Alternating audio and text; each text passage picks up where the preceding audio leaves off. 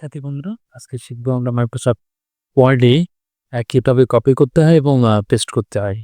তো আমি ডাইরেক্ট সরাসরি চলে আসলাম আমার মাইক্রোসফট ওয়ার্ডে এবং এখানে কিছু লেখা আছে।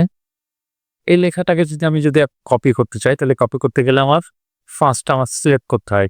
কোনো কিছু কপি বা কাট করতে গেলে আমাদের সিলেক্ট করতে হয়। তো আজকে আমরা শিখবো যেহেতু কপি, তাহলে আমাদের সিলেক্ট করলাম। কোনো লেখা আমরা যখন সিলেক্ট করবো, তখন আমার কি করতে হবে? আমাদের লেফট বাটন চাপ দিয়ে আমি ধরে নিয়ে চলে আসবো। সিলেক্ট করার পর দেখেন আমাদের হোম মেনুতে আমাদের কফি আছে। এই কফিতে চাপ দিব।